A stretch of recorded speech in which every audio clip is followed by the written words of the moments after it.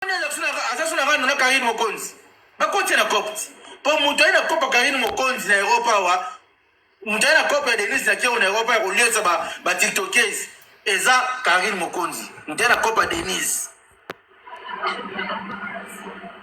mutu abandi kopa Denise ya kuliesa ba tiktokers na ba tiktoker na TikTok en Europe c'est Karine Mokonzi. Depuis la côte Mama Congo na cop, yo connais à la sous alors baso babuzo pour Karine Mokonzi. Mama Congo nenga zawa na bola ndele bien. Depuis la côte na cop ya Denise ya kewa kulia mbongo Denise. Est-ce que Mama Congo ono baso babuzo pour Karine Mokonzi? Nga bande ko takeli boso. Nie mnoko kangami. Do aza sous souffrete. Donc moi ti boton de la gena batongo wana alors babuzo banaye akomi soki artiste alesi bien. Alobeli bola munaye soko lesi ete abali ko pupola yo akoma kolia mbongo soko ebite zibe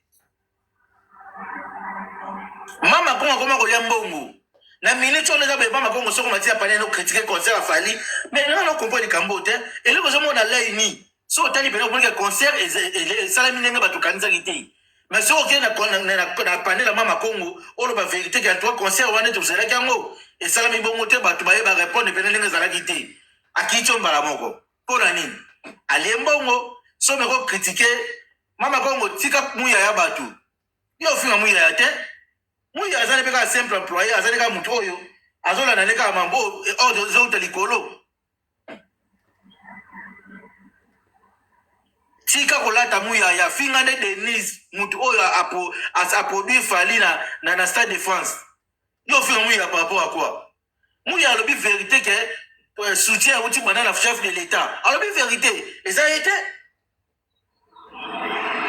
Il y a un Mama Congo, pas finga Denise, quoi je bon on a moi finga les a été à dinami mouya ya batu. Mouya osala soba, osala mayelete. Non.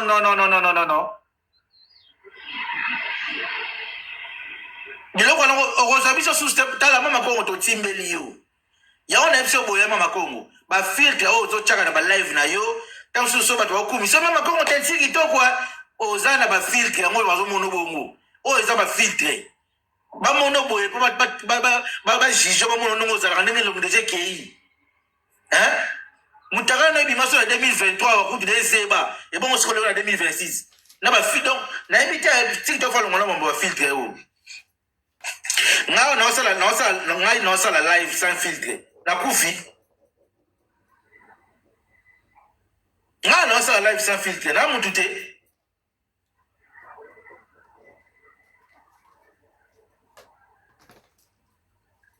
Mama Congo, bah j'ai on a joué la biso bah tindira chakale. Okomio, ngai mutakala azalaka artiste langa préféré. Tala de on est là comme dembe la mutakala mutembe pas nini. Aibi ke fa lobela concert à mutakala va passer quelque chose. Est-ce que vous comprenez là? Bota ba live Mama Congo chaque jour mikolo yo. Donc ali soute na kutu na yeketa la comportement mutakala na linga ke mingi me abo msaka mukie na kolobela ye lokuta. Ezake a comprendre j'ai à côté na makambu ya système achaba. Soki bo remarquer yo na ba vérité mo limbisa ngaye même tonto promo à côté pe à côté na kopo wana. Era Ramses à côté kutu da tongo. Même tonton pour nous. Bila na bien makambo leki yango bo ki place tonton pour ma critiquer gouvernement place.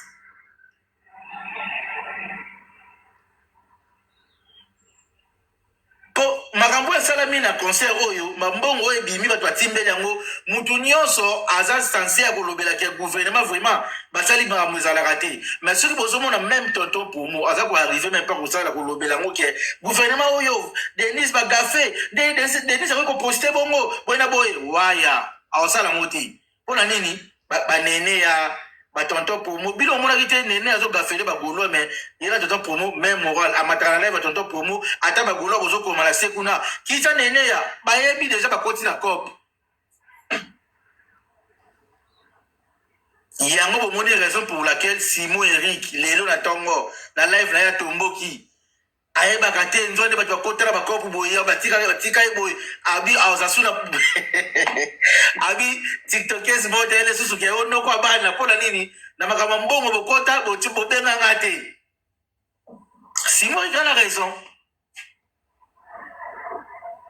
isa pasi mingi abande ko ngai donc mama ko nda azana vrai donc ata lobili kampona o banalise ya akomo sala banalisme bidon ya buzoba ata bandiko pour l'artiste mo boy wala ba luvunu mbongo donc so apesi mbongo akanyi munoko analyse yo azali na okala wana ya vumu na peleka mama ko azolobela mbasolo waya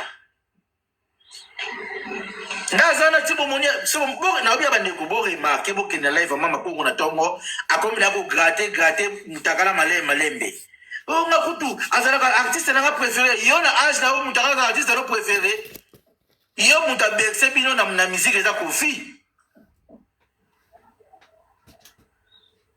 mama ko yo lo batere mutakala artiste no préféré pour yo jeunesse na yo au vivre jeunesse dans la musique à kofi comment yo lo baké mutakala artiste no préféré eza la sensité place on a beau expliquer un homme ce n'est pas normal artiste oh mama ko Robert la tolo ke en tout cas vraiment mutu bena o bekse bena bo jeunesse na ngai se kofi eza kofi lo midi na age mama ko wanza nango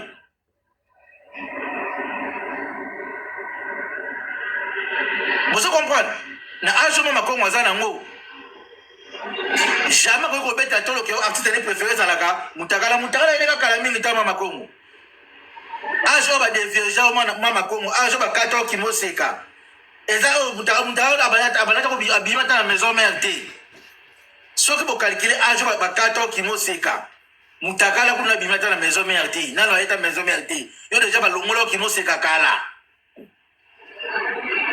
ozo renier balongolo ki moseka ozo renier na ba mibali mais lelo komi ke o artiste nanga préféré zalaka mutakala ezalaka mutakala combien de fois yo proponi mutakala na ba live na yo pona nini okomi na bel okoti na kopa la otimbeli ke il faut na lia place na bana ko lempa ye mbongo ko yana sala na lobela mama concert na yi mama ko botika ko soule batu o comprendre botika ko lamusa batu mama lobala bino bozala ngo vene bozala ngo ya kocha batu na mitu tout ce que to bana ko telemela bino boye o lobby to démentir ngo to bana ko na bino siko boye to c'est tout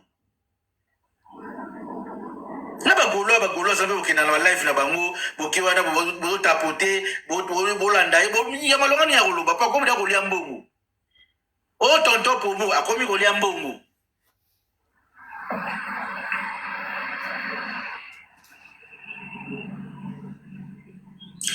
azo sala bongo tindika chaka lobby akoya omoni oh mama ko afinga mutakala mabe a critiquer niveau tout asa pas moche boyna boye asa niveau te mais bolanda ces derniers temps quand mikolo tu oyo bolanda yebo comprendre mama ko malobe komi ko changer ngana finga ritete boyna boye ngana finga ete ayebi tina alors à comprendre j'ai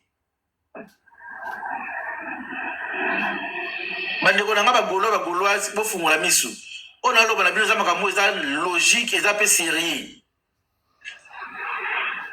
baton so bomu no baza ba vexati era na ba na loba yo lobi na live nanga era yaka awa ba otuni na live na ye oza na stade de France ata ba pesi match na oyate bubone era wa na stade de France te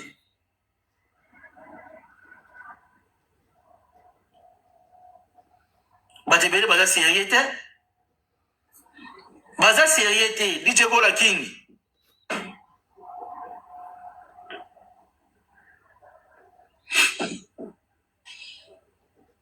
mama ko malingi te bato ba finga ba critiquer Denise ba critiquer Fati lelo mama ko changer maloba akendaki te wa akendaki na ko sina kendaki te oh bino bo refaire azalaki akatela kuna suki asika c'est botala ya moteur azalaki na stade boni melanga azalaki na stade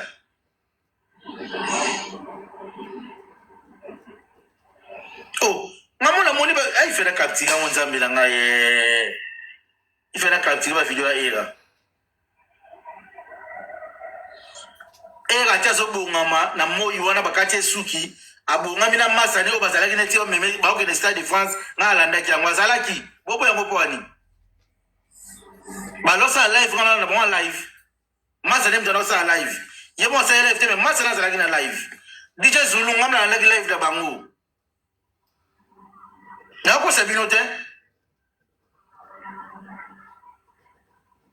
so bolandi mpe live bolandi live lelo alobi yango lola live na ye bobo ya pwadi bola leo na live na lobi yango apre alobi manozo na elekaki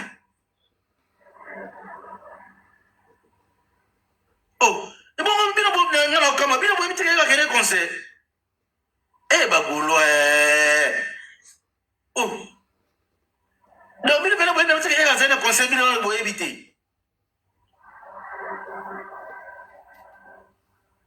bafide kotambola bomona yanga na concert nzambalola bopesanga mosala makasi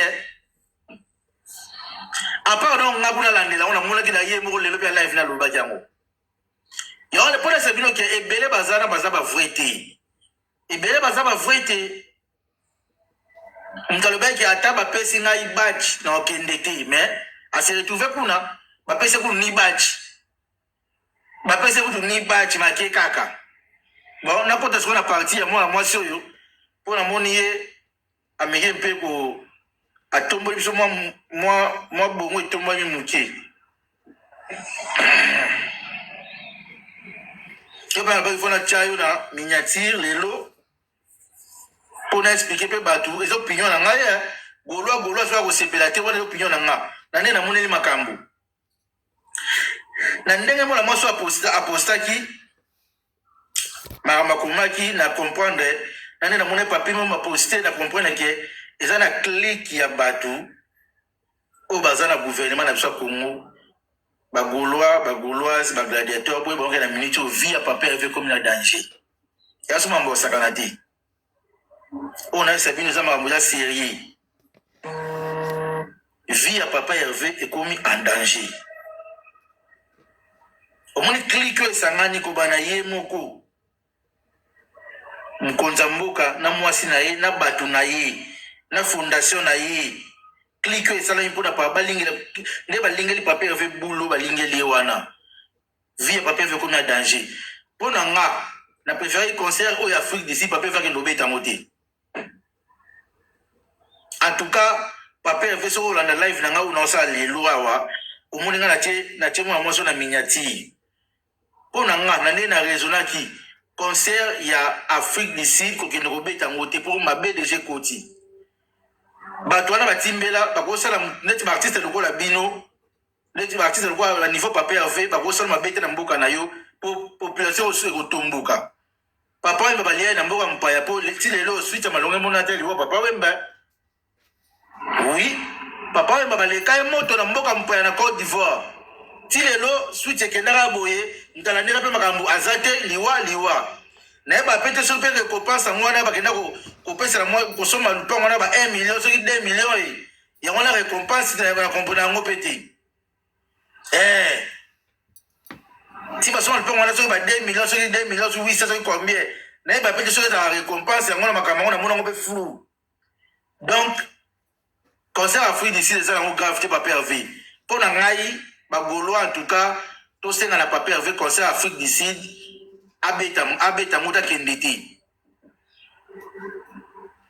akende Afrique du Sud te Afrique du Sud bao baleka kuna bayebi eza mboka oyo eza lokola États-Unis bazala na bango baloi bango ezaka mpona mapapier mais bango mo population boye donc baza na insécurité makasi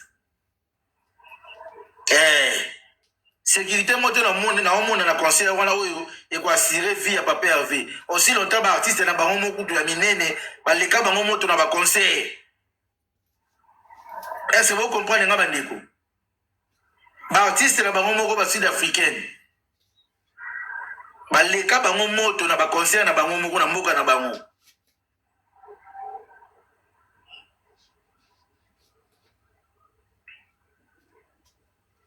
donc mpo na ngai vraiment navandaki banda lobi na raisonné na lelo papa herve concert ya Afrique du Sud ebe kokende te ebetama te pour profiter pe balo baké so basali bongo ezaka pona bazulu kuna bazana kanda bazotomboka xénophobie na bango basala wana bazana kanda yango wana basepetela conseil bakokosela bazulu wana makambo bakolomboka nde baotomboka basala bamonamo ba xénophobie na bango wana balobake non lokola bazotomboka yalinga abeti conseil wana baye kosala mabe kuna non Papa Hervé naza gaulois nalingako mingi tozana na besoin na yo bagaulois tolo bango nyonso biso soto tya mingongo Papa Hervé yoka yango conseil ya Afrique du Sud Papa Hervé kokende kobeta yango te tika yango eza nango mpe grave te eza grave te conseil kutu ya yo arena banila ozalaka obeti bakor arena obeti bayenj arena eza grave te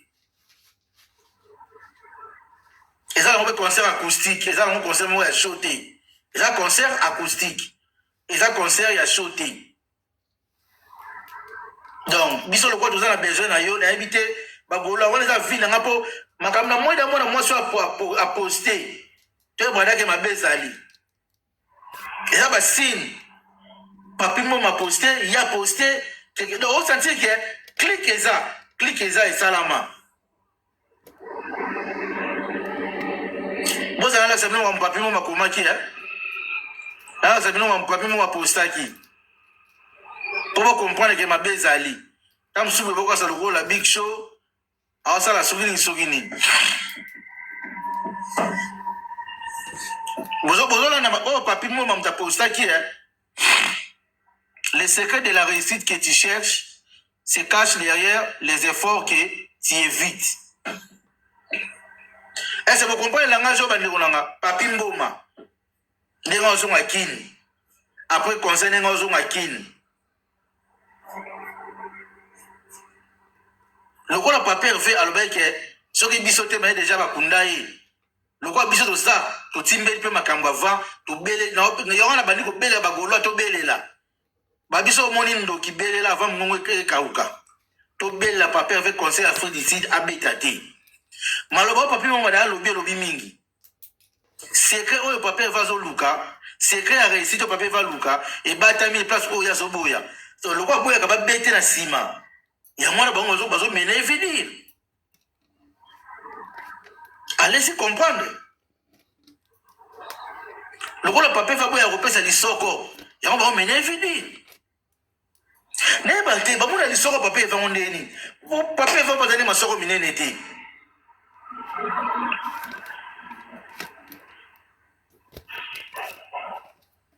Papa Hervé azali mpe masoko minene te balingi kapesa bao lisoko na ye pourquoi nazo kopesa likambo te poti papi mama komi boye eza kuti mpo baexplike mutu te eya likambo comprendre mbala moko donc secret ya réussite o Papa Hervé azoluka ebatami place makambo oyo azoboya mpo papi mama ye mona aza vrai deux fois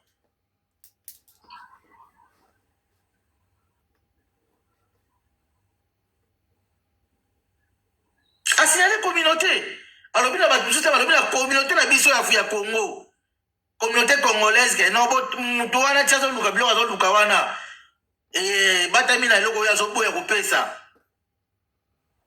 eza clair bandeko yango papi mo apostaki on lobi après papi mo mbala moko mwana mwasi wana Denise pa poster bozala sa bino ya Denise nzambe batela Papa Hervé nzambe pene fa batela Papa Hervé Denise yango teza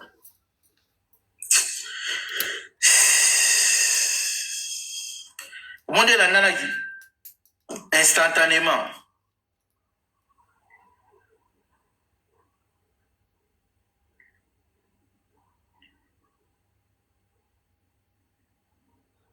donc papi m'a posté Denise a posté bamamba mwani donc clan basala ya fondation wana basala fondation na bango wana yande bon c'est normal lokola yemo pe mwana mwasi nga bota te c'est normal za nede akoma kolembulo baninga ne basi eza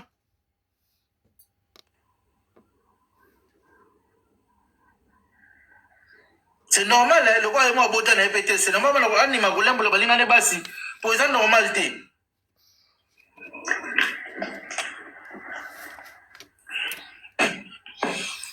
ezata normal mukete. Pour moi ça mukonza mboka azala pona ba artiste nyonso. Est-ce que je peux vous maman Antoinette kuna na Braza? Eh ba Braza Villois. So boza bo comme na commenter.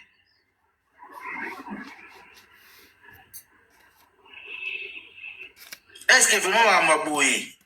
Na Braza maman bo go sala ma vraiment.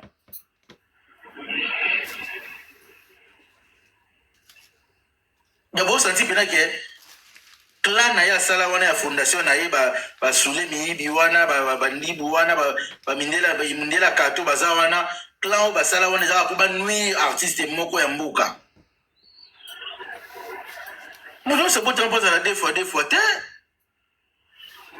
Mutu se bota mpoza la deux fois te ba ndeko na ngai.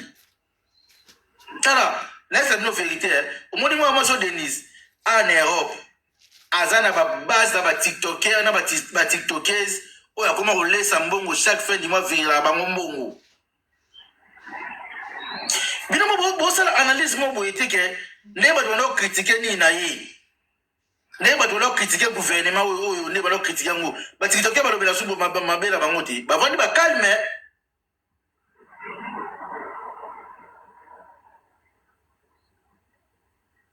Tout le monde m'a livré mazala qui a dit pour battre les artistes nyonso.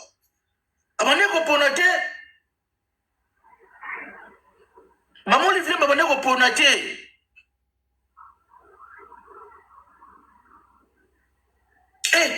Papa Venza na nzambe batela pa ya mwana. Tina moni mutasala ki photo yo. Mutamonta ki photo yo. Nzama pambula ya mwana ki musika. Boza na chela bino photo.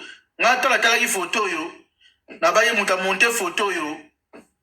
Nzame fa pambula ye. Amona ya musika. Eza validité photo elobi mingi. Bande ko nga photo oyo elobi mingi. Faut cha papa vena mabondeli.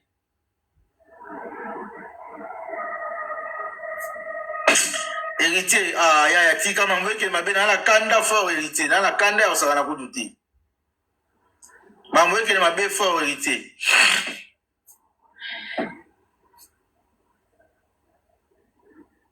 Bagolo to tia papa vena mabondeli.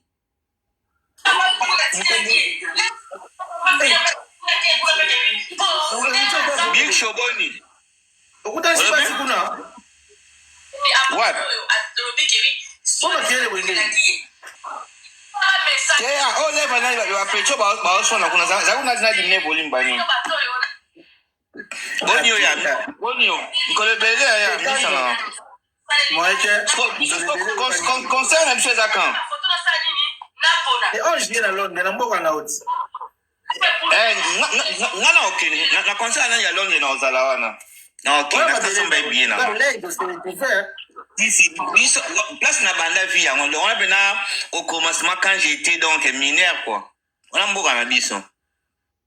On s'est retrouvé au monde batuna. Ah, on a bien na ndulu ya ba. Eh ya, kitaka isa nga please na mon appel fanto na tika côté pona bana. Dans ce concert papa fait péter au moment il fanto kuna. Na beta besala nga ba kubani donc na ya na donc na bo na kuji na kenda na na bo na monsieur na nga mabete chocha papa fait na mabondeli ati muntu monter photo ati Luambo tabule na photo na muta publier ngote ma muta publier photo na sela nga plaisir ça moi na sepela makashi au sakanatin. Mamweke mabena Kongo ndekuna ngai donc papa vaza bitumba makasi. Non ba bitumba à moi que to réaliser on dirait sur ça que non sur ba tiene année prochaine to tiene ni U Arena et puis 2028 to tiene ni Stade de France to corriger moi. Ya édition pour you moi là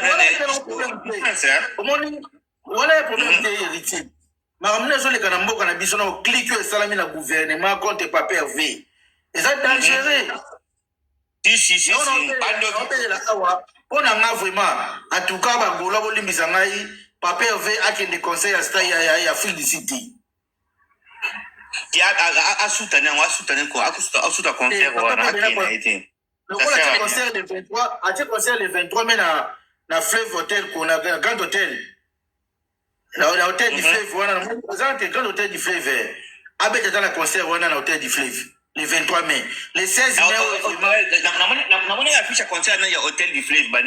Donc, bon, voilà où tout ça va. Voilà où tout ça va.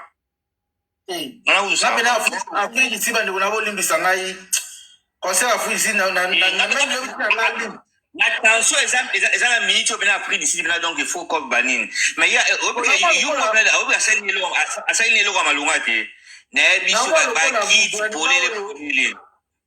gouvernement va profiter des autres de en Afrique d'ici. Si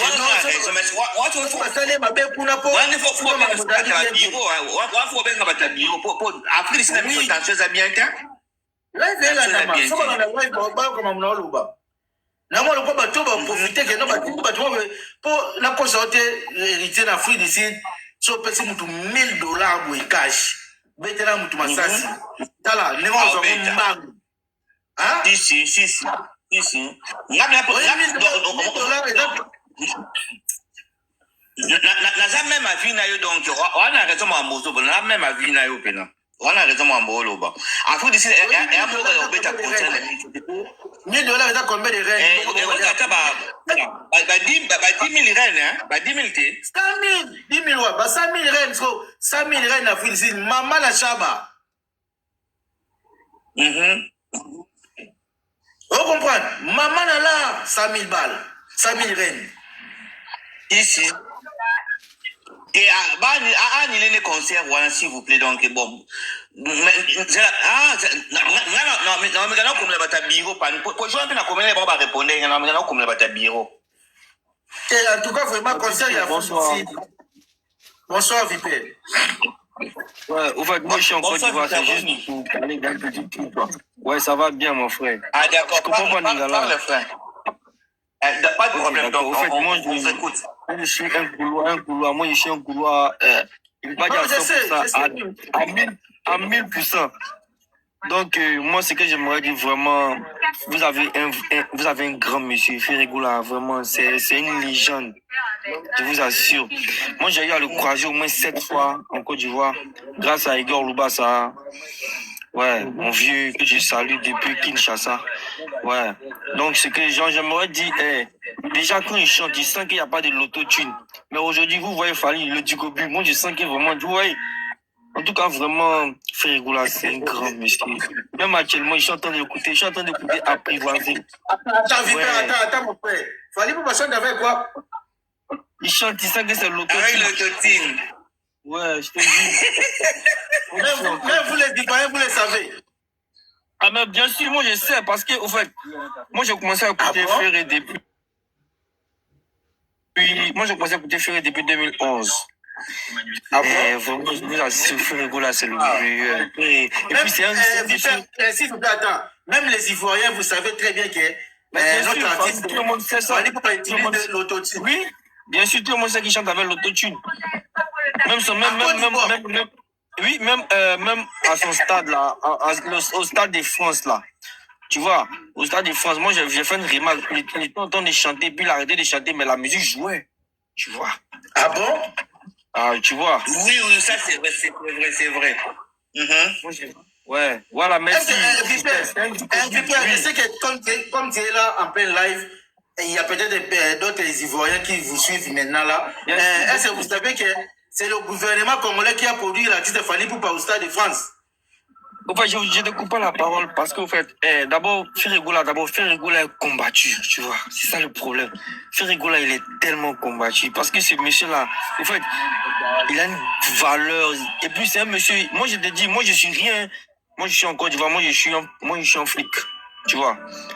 Je suis un flic, mais Ferregoula, quand il vient en Côte d'Ivoire, d'abord, père à son âme, Guy Digital, son petit frère que j'ai croisé, qui je pose en paix. Guy, c'est son orchestre, Guy, Dupi Amboka, Mao. Ah, ouais, il nous a quitté, oui.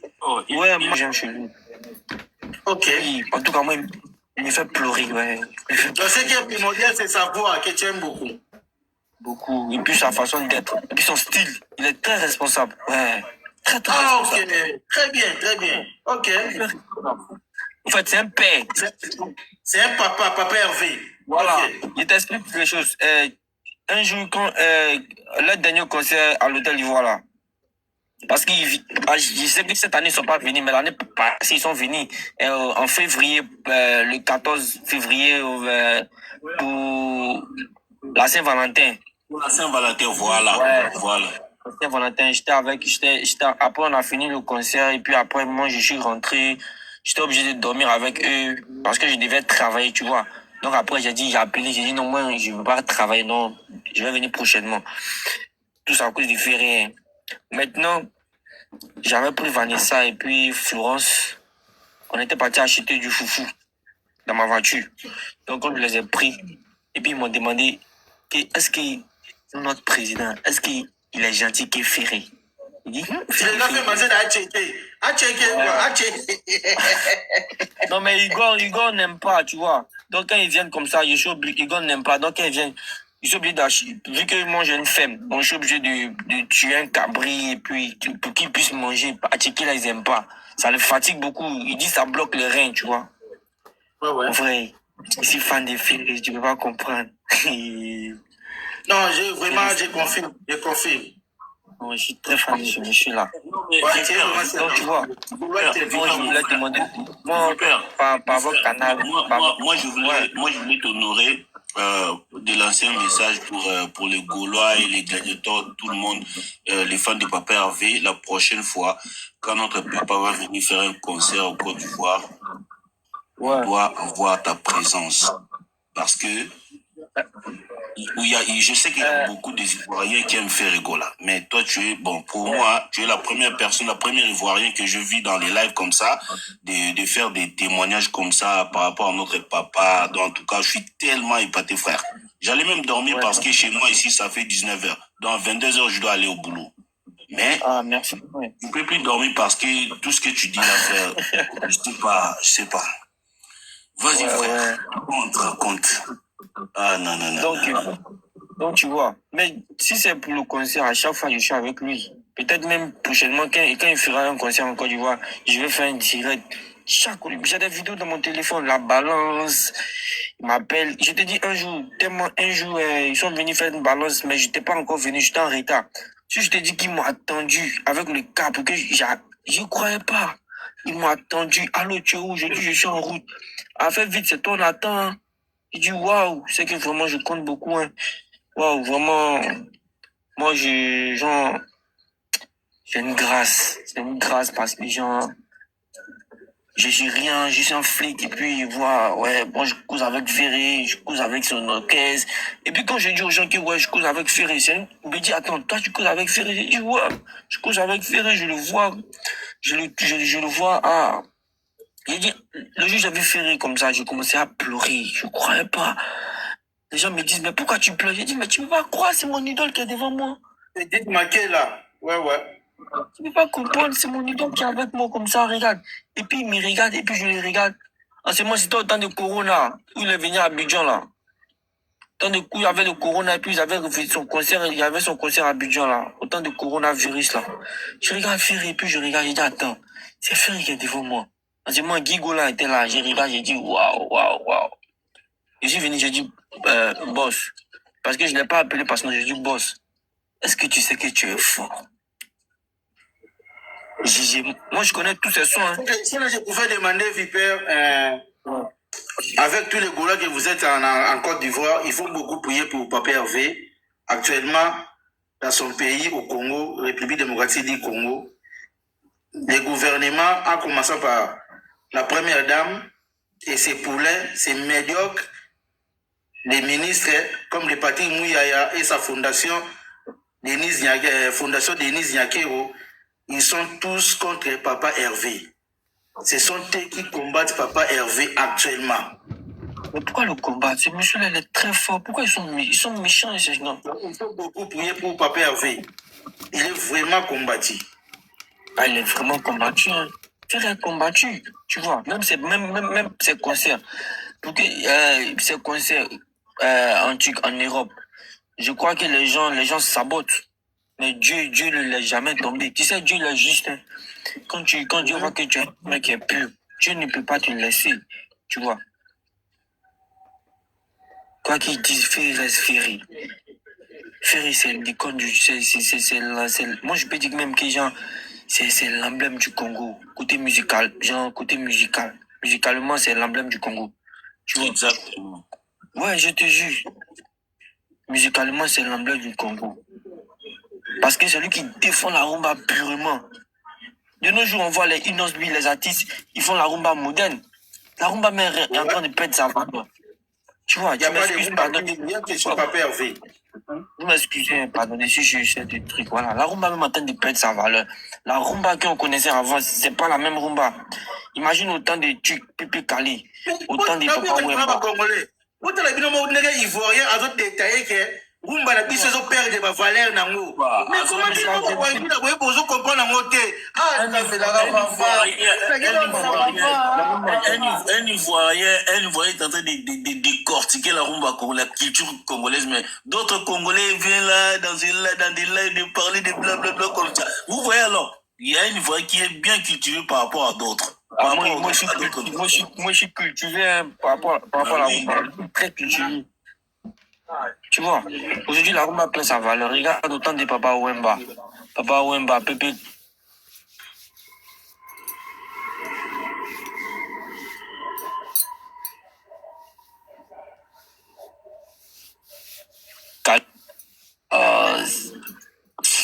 Cigarette là, les frères à chanter ça au stade de Mati, putain, j'ai oublié son nom. Bah oui, Cigarette, c'est la chanson de King Kester et Menea. Voilà, ben c'est King Kester, tu vois. King Kester. Là, il a foutu le ticket à Balakata, tout cela, tu vois. Ticket à Balakata, nakende kopema, oatikala kusakana na ba masusu. Là, là.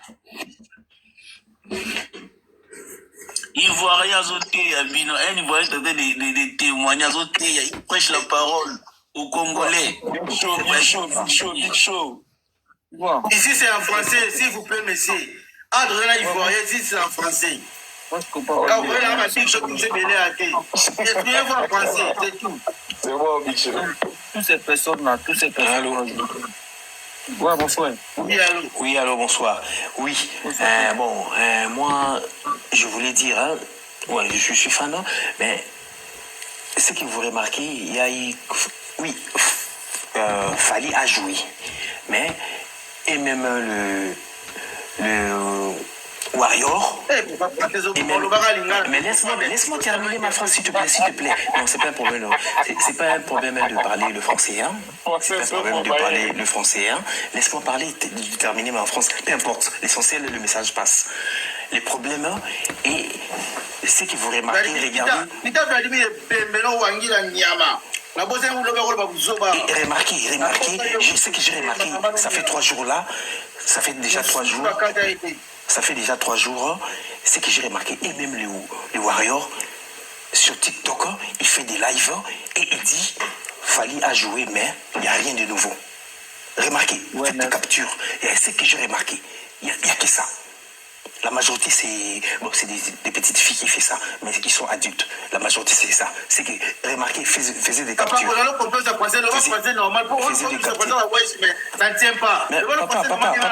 Papa, c'est pas un problème de la langue.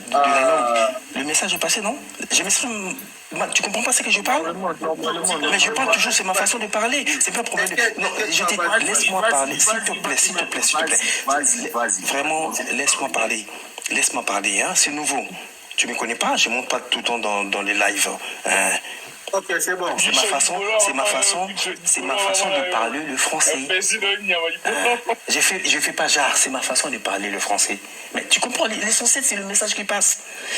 Écoute, je vais te dire un truc, hein. Je suis pas Gaulois aujourd'hui. Ça date, c'est l'histoire de Gaulois là. Moi, avant, je sais danser, je faisais la pipe vraiment. Maintenant, je parle plus pour Ferré. On est beaucoup, on est nombreux. Avant, il n'y avait pas. En 2010, en 2011, Zénith, je te l'ai dit, il n'y avait pas. De l'autre côté, on m'appelle Moualim, les gens qui me connaissent. Dadi Mavungu, il me connaît. Les Congolais qui partaient Monaco, qui venaient avant d'entrer dans des boîtes congolais, le maquis congolais vers Château Rouge, 18e, c'était, si on mettait pas la chanson. Maintenant, ils sont nombreux et je sais que j'ai remarqué, regardez bien, faisaient des captures et les Warriors, ils ont dit, c'est pas nouveau, c'est qu'il fallait là-dessus. Il n'y a que ça. Il n'y a que ça. Ce que je voulais dire, c'est ça. Monsieur, c'est pas la personne qui parle le français qui est intelligent. T'as compris? C'était la langue. Le message est passé. Je m'arrête là. Merci bien. Ok, merci beaucoup, Maître Masolo. Là, tu as raison. Pas de problème, mon cher. Ils ont bien sa live, au moins on m'a dit. Mais Big Show, père, au moins, souvent, moi, je vais te dire une chose. Moi, je suis un gladiateur, je défends Papa Hervé, mais Nadinga a se faire voir sur les réseaux. Mais je connais beaucoup de Gaulois. Tu mets Masolo, c'est un Gaulois. Et Maître Masolo, on a été bien sa live. Dans ce cas-là, on va voir un épisode là, pour live, il y a beaucoup. Si on a ici live, il faut avoir là. Au moins, il faut la coach bien si mon boy, tant que dans ces cas, moi là, ils ont donc ils ont bien. Il y en a un bête, il y a un Gaulois.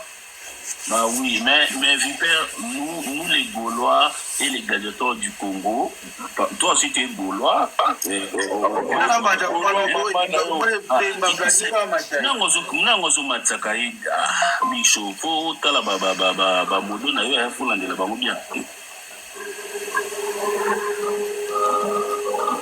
mais il y a quelqu'un en bas qui a dit qu'il me connaît, mais je ne connais pas si c'est qui. Hein? La personne qui écrit là, il a dit qu'il me connaît. Moi aussi, je te connais, frère, t'inquiète pas. Maître Masolo, c'est un blaze. J'ai mon prénom, vraiment. Mon prénom, c'est Eoudal. Mon prénom, c'est Eoudal. Je connais. Comme ça, comme mon nom en a été. Ouais. Ah. Ouais. Mais remarquez bien et regardez sur TikTok, les Warriors, les Wangila, sont black. C'est que chaque fois, il fait les lives, il parle de ça. La majorité, c'est des femmes. Il n'y a pas de nouveau. Ah, fallait dessus, il n'y a pas de nouveau. J'ai jamais vu ça. Hein. Qu'il y ait un fan réclamé comme peu importe. Même si ton artiste a fait un truc, tu ne peux pas monter pour dire ça. Mais ils sont directs. Hein. La majorité, c'est des enfants qui sont nés ici, ils sont directs. Hein. Ils disent rien que la vérité. Hein. Ah, mais Fally ne fait pas de nouveau. Il n'y a rien de nouveau. Ah, c'est comme ça. Quoi. Il n'y a que ça. Il n'y a que des vidéos. On parle que de ça. Les fans. Vipère. Rien que la vérité. Il faut bien véhiculer le message que chez vous là-bas, même là où, au quartier que vous habitez, que l'artiste fait rigolo dans son pays, le gouvernement de son pays nous combat. Donc il faut bien véhiculer le message. Donc il faut beaucoup prier pour Papa Hervé. Non, c'est mon nom, je dois beaucoup prier pour nous. Ouais, il faut véhiculer le message. Donc l'artiste fait rigolo, il a beaucoup combattu. Mais combattu, on connaît la personne. La personne, c'est toujours. Tout le monde connaît. C'est vrai. La personne, c'est toujours le même. Mais c'est Fally. La personne, c'est Fally. C'est tout. Bonjour, Bernice, Maman Boni. Big Show, tu es sorcier, tu es un sorcier. Aujourd'hui, le live est toujours en français. Pas de lingala ici. Ouais, t'as raison aussi. L'essentiel, le message passe. Hein. L'essentiel, le message passe. Moi, Bernice. Oui. Il voyait ça, Papa Hervé, donc Oh, donc on est interdit de parler lingala ce soir. Ici, c'est toujours en français. Ouais, vous exprimez en lingala, on te fait descendre. Mais pourquoi? Chacun peut parler ce qu'il veut. Moi, je te retrouve, tu parles bien. Je voulais juste dire un truc, après je descends. On descend dans la rail. Les lives internationales, donc c'est en français. La photo que vous avez mis derrière, là, c'est quoi? C'est international. Mais oui, il faut beaucoup prier pour Papa Hervé. Donc là c'est quoi? C'est l'onction. On est en train de donner à faire l'onction. C'est les baobas de la rumba congolaise. Là, c'est les baobas de la rumba congolaise qui prient pour faire Egola. Même s'il n'est plus avec nous, mais il prie pour faire Egola spirituellement. Moi, je voulais juste te dire un truc. Hein. Les 2 concerts qui se sont passés ce week-end-là, mais ça a encore poussé Ferrego là devant, hein, on dirait. Hein. Oui, bien sûr, parce que... Oui, Vipère, moi j'ai l'impression... Bonsoir Vipère, on se connaît un peu. Vipère, c'est notre Ivoirien C'est notre bourgeois ivoirien. Vous collectez Maman Bernice? Moi, je le vois de temps en temps, mais il ne monte pas dans les lives.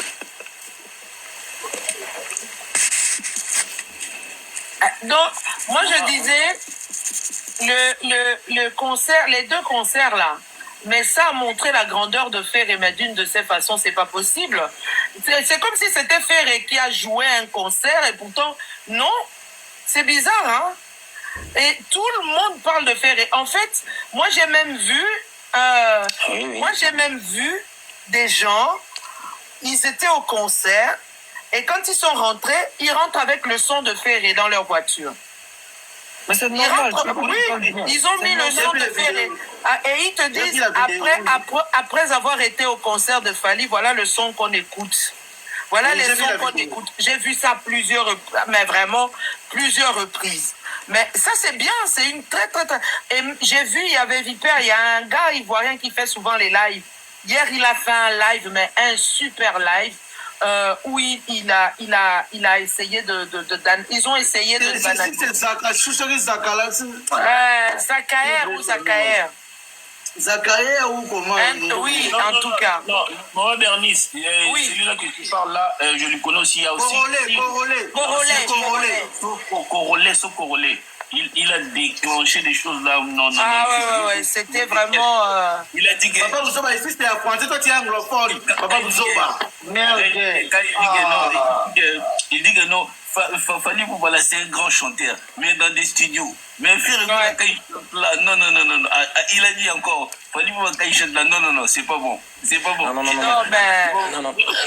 Excuse-moi, essaie un peu de rectifier. Fally n'est pas un grand chanteur. Il est un chanteur. Non. Très bien. C'est un peu de rectifier. Non. On sait, on connaît. Nous, tous les Kinois, moi je suis Kinois. On connaît. Fally, c'est un chanteur, c'est pas un grand chanteur. Mais, en tout cas, moi je voulais juste vous dire qu'il faut savoir que le 16 mai, Papa Hervé. C'est en tout cas, dans la balai, Fally, c'est un danseur. Attends, s'il vous plaît. Ma Bernice, on a live à toi, mon âme a baissé. Pour Nanga, il y a une analyse Nanga. On a mon makamwa. Toi, concert le 16. Papa Hervé Nilango. Pour ma Bézali. Ah bon? Pourquoi? Ma Bézali. Non, mais ils ont.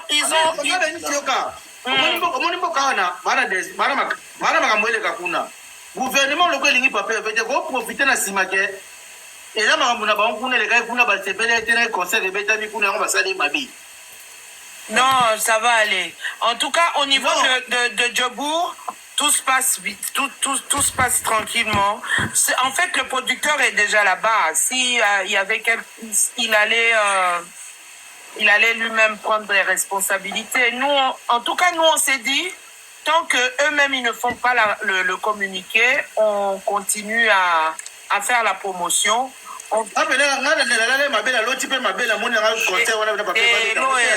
Et Big Show, il n'y aura rien. Au moins, il y a minute. Non, concert, on est à bientôt. Concert, on est à bientôt. Non, c'est pas bien. Donc, moi, je voulais dire ceci. Excuse-moi, Maman Bernie, de te prendre la parole. Je voulais dire ceci. Papa Hervé a beaucoup de choses à faire. Il n'est pas aimé. Moi, je connais, avant j'habitais en Afrique du Sud, je connais. Donc, on a besoin de Papa Hervé. Moi, je connais bien l'Afrique du Sud. Pour payer quelqu'un, même 1000 €, pour assassiner quelqu'un, il y a des gens là-bas qu'on appelle des tots. Même pour 5 €. Je connais l'histoire de l'IQ du B. Je connais l'histoire de l'IQ du B.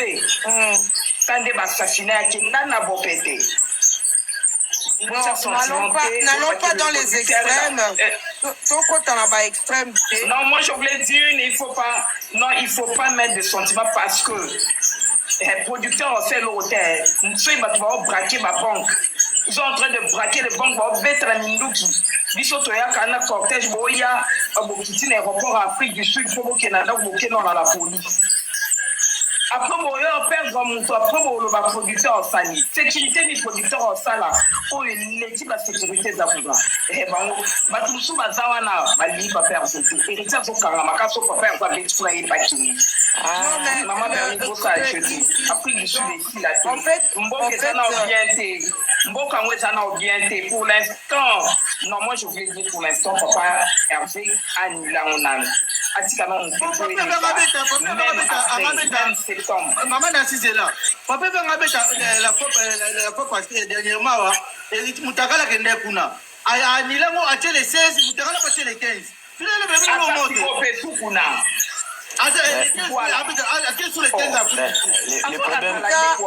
Moi, ce que je vais juste dire, il y a on laisse les idées, on laisse, pardon, le Camerounais là, pardon, l'Ivoirien parle. Mais s'il vous plaît, vous pouvez parler, vous voulez dire quoi? Non, c'était moi pour parler. Hein. Mais le problème, c'est faire Aïbi, faire Adous Malin. Aïbi, Robert Tandoula n'a été mon père. Aïbi, Adous Malin. Héritier, mon ami. Non, moi, ce que je vais dire, c'est qu'il faut pas propager le malheur. Le malheur, il faut pas le propager. Il faut pas rentrer dans la négativité, il y aura rien. Non, puis c'est il y a à Johannesburg. On a la information, Bazulu à Johannesburg, ne va pas la des autres. Non, pour le moment, c'est à Durban. Ce qui s'est passé à Johannesburg, c'était une marche. Basala qui marche, mais ce qui s'est passé, c'est à Durban. Donc, il ne faut pas qu'on rentre aussi dans la peur et tout ça. Ceux qui vont monique, ils vont annuler. Donc, pour le moment, en tout cas, nous, tant qu'on n'a pas un communiqué officiel, on continue la promotion. Ouais, t'as bien dit, hein. Ouais, tant que nous, on n'a pas un communiqué officiel, on continue. On a eu le communiqué, non, au niveau de Johannesburg, il y a le calme. Il y a eu une marche, et puis ça s'est calmé. Et de Durban à Johannesburg, c'est quand même quasi 1h30, hein, presque. Moi aussi, j'étais en Afrique du Sud, je suis restée quand même là-bas. Donc, il ne faut pas qu'on essaye de mettre la peur dans les têtes des gens. Attendons voir.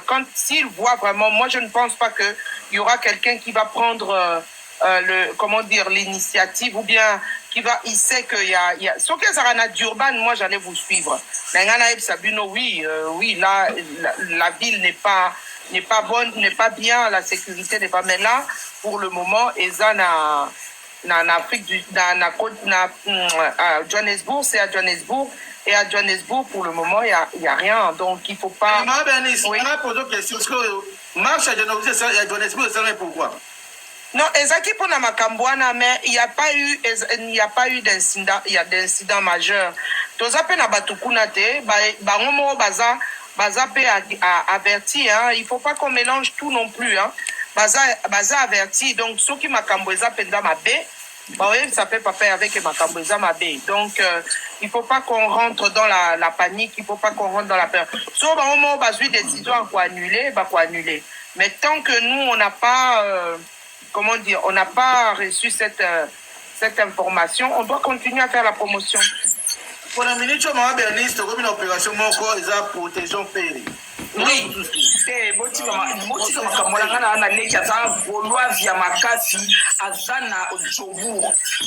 Abi nanga grande sœur omo mekate omeka kutu te donc biso mona kutu nde eza boye bazoyela biso ntina basalon de coiffure tofongola bomekate parce que babi na biso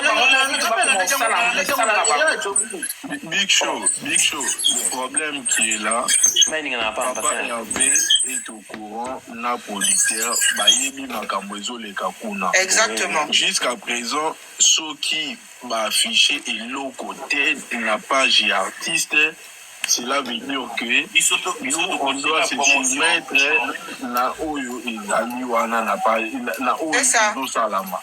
Donc ça sert à rien tous les canabas panel pour qu'on en parle, sinon on va décourager les autres sans pour autant artiste à communiquer, s'il vous plaît. Ce qui tout ça, là, makambo qui mutaza kuna zopesa biso d'information, sachez que le producteur et Ferrego là, ils sont mieux informés plus que nous tous. Ils sont mieux informés. Stoïcien frère.